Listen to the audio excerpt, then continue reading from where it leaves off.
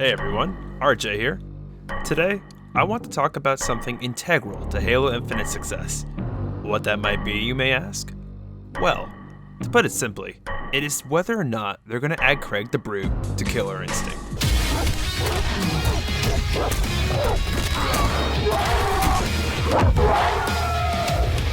No.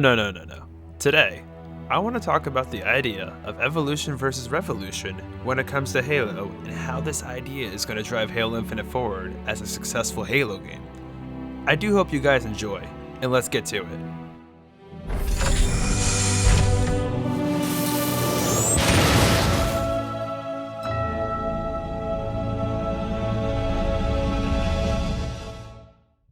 So what we saw of Halo Infinite during the Xbox showcase was pretty spectacular. And yes, stuff like graphics and overall style were a bit dodgy. However, Halo Infinite has received praise in many other aspects it has shown. One of these aspects is that Halo Infinite so far has had many comparisons to the first game in the Halo franchise, Halo Combat Evolved.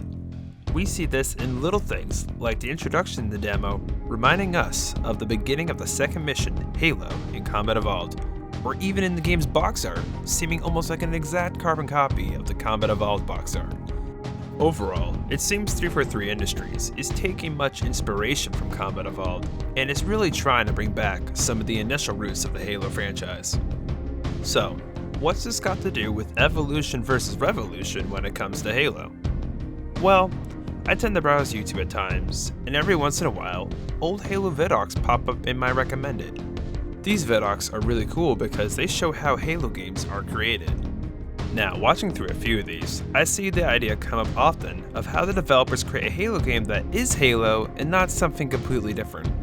As a consumer, we see this as a really easy task. A Halo game needs guns, a warhog, grunts, and you're pretty much good to go. But in reality, it's not that simple. These vidocs often show how the team is going to evolve the game instead of revolutionizing it. Halo 1 was a pretty good game. Not just gameplay-wise. I mean, it was fun. Halo 1 was fun. I think we spent years, frankly, at this point, saying, how do we ratchet the bar across the board up? I don't think you can make a good game these days without taking into account all elements of it. What else can we do with Halo that we haven't done yet? We're incrementally evolving different aspects of the game design, but there's nothing really revolutionary. And I think that's important because I think really good design is evolutionary, not revolutionary. To some, it may seem obvious that it is important to evolve a game rather than revolutionize it. Although, one may think that revolutionizing something will make it completely new and therefore better than its predecessors. When it comes to Halo, it's important to retain what fans love about the franchise and also what makes it different from other first-person shooter games on the market. Essentially, if you try to change the game too much, it's no longer a Halo game. In addition, we see plenty of people often debate whether features like Sprint or even the recently introduced Grapple Hook belong in the Halo franchise. This is a tricky debate because many argue that this new Halo game no longer plays like a Halo game and now plays more like the recently released Doom Eternal or a Call of Duty game, thereby making the game unappealing to the fans and any other consumers looking to get into the franchise. However, this is where the idea of evolution comes into play. And no, I'm not talking about that evolution. I'm talking about the idea of making the game new while simultaneously keeping it old. Now, you may be thinking, RJ, a game can't be old and new. That's impossible. It's not even released yet, you dum-dum. It will be brand spanking new upon release. Well, believe it or not, it's actually a good thing if a game that is part of a franchise is not entirely new. We see things like this with the Warhog appearing in each game, or grunts being the primary cannon fodder we have come to know and love. That is beloved old stuff coming forward. However, it's more than just that. For the developers, it's a big balancing act of how many new and fun ideas they can add to the game without getting rid of the aspects people expect from a Halo game. For instance, the feature of switching seats in a Warhog in Halo 5 is a good example of adding something new to the game without necessarily revolutionizing it. The Warhog itself doesn't change in how it functions in gameplay from this feature. Instead, we now have a feature that further improves the experience of Warhog gameplay. If you're in a big team battle and your driver dies, the gunner can quickly swap seats and make a daring escape. This is a new feature that makes traditional gameplay fun. On the other side of the spectrum, a good chunk of the community says a feature like Sprint is further revolutionizing the game instead of evolving it, and that is a bad thing. Now, why are they saying this?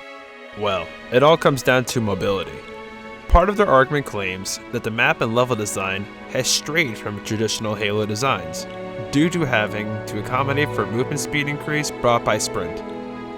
Now, I can't delve further into this topic, but I'd rather not see the comment section turn into a debate war. Instead, I'll show how this is where the whole complicated balancing act comes into play.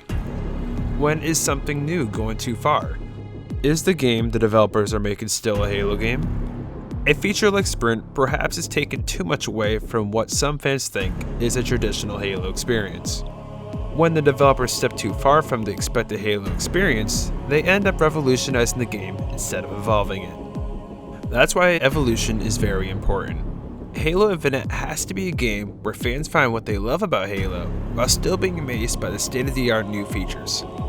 I believe this is the driving philosophy behind the decision to have Halo Infinite resemble Combat Evolved. 343 Industries wants to convey to fans that this is going to be a Halo game with new places to explore and things to do. In short, they will make Halo Infinite the platform of Halo games by having almost everything people love about Halo while keeping it alive with new features for years to come. Even if they revolutionize some gameplay aspects with the idea of evolving the game in mind, they will make a Halo game that many players find familiar and fresh at the same time. Anyway, thank you for watching this far. I'm pretty new when it comes to YouTube discussions, so I'm glad you were able to tolerate my rambling up to this point. Feel free to say how wrong or right I am down in the comments below. I would love to see what you guys have to say about this idea, or maybe how this idea could be expanded.